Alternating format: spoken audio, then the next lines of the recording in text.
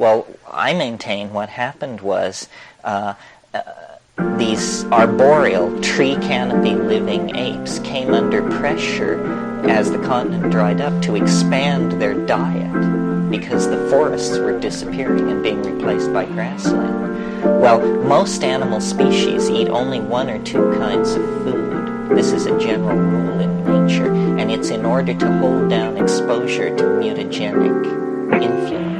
But when an animal population is in a situation of food scarcity, the logical thing to do is to begin to test food sources and to expand your repertoire of food. Well, that's what these primates coming out of the trees did.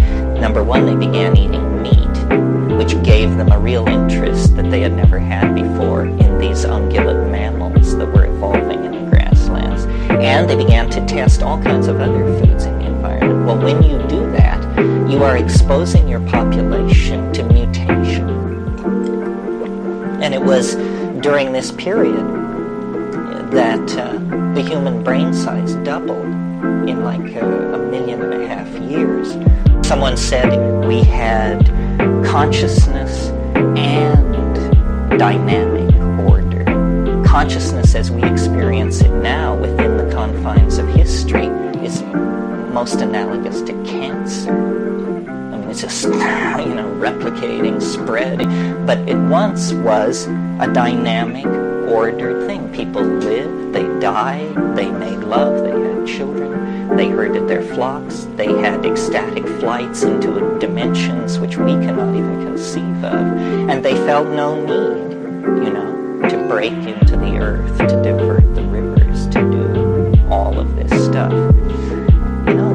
Nature is just an ongoing story. The very drying processes that created those grasslands, that created those pressures on diet, that created that mother goddess religion, that evolved those ungulate animals, that process continued, and the grasslands dried up. There is concern to withhold knowledge that human beings are to be held in an inferior position. Otherwise, if they were to eat of the fruit of the tree of life, of knowledge, they would be as we are. So there's this whole tension. And in the story in Genesis, you'll recall Adam and Eve are cast out of Eden, and an angel is set at the east of Eden with a burning sword.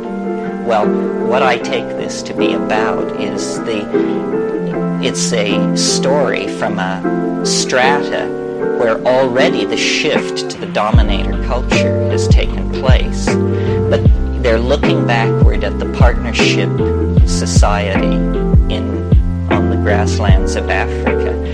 And the angel with the burning sword is nothing more than the sun. That they literally were cast out of Eden. Eden disappeared around them. It dried up and blew away. And there was nowhere to go but the Nile Valley and Palestine. And these people who appear in the Nile Valley and Palestine at about 9,800 BC, called Natufian, come out of nowhere with a very high culture and a tremendous ability to exploit plant resources. And I think they are the remnants of this partnership culture.